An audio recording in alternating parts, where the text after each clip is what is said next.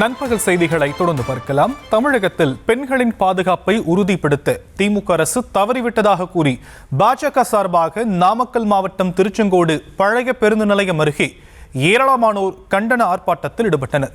இது பற்றிய விவரங்களை நம்முடைய செய்தியாளர் மாதேஸ்வரன் வழங்க நாம் கேட்கலாம். மாதேஸ்வரன், மேலும் விவரங்கள். தேசிய ஜனநாயக கூட்டணி பாஜக, அதிமுக, அன்புமணி பாமக, தமாக இணைந்த தேசிய ஜனநாயக கூட்டணி சார்பில் தமிழகத்தில் பெண்களின் பாதுகாப்பை உறுதி செய்ய திமுக அரசு தவறிவிட்டதாக கூறி மாபெரும் கண்டன ஆர்ப்பாட்டம் திருச்செங்கோடு பழைய பேருந்து நிலையம் அருகில் நடைபெற்றது. இந்த ஆர்ப்பாட்டத்தில் 300க்கும் மேற்பட்ட பெண்கள், பாஜக கிழக்கு மாவட்ட, மேற்கு மாவட்ட நிர்வாகிகள் உள்ளிட்ட பலரும் கலந்துக்கிட்டாங்க. சிறப்பு அழைப்பாளராக முன்னாள் அமைச்சர் தங்கமணி கலந்துக்கிட்டு பேசும்போது, 1000 ரூபா தர்றாங்கன்னு சொல்லி நீங்க ஏமாந்து வாக்களிச்சீங்கன்னா உங்க வீட்டில் இருக்கிற குழந்தைகளுடைய எதிர்காலம் பாதிக்கப்படும்.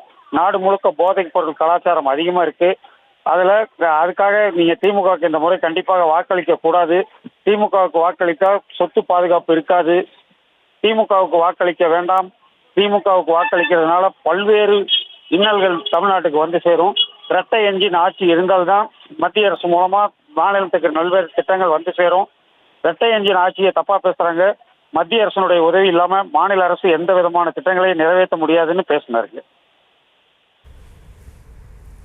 விவரங்களுக்கு நன்றி மாதேஸ்வரன்.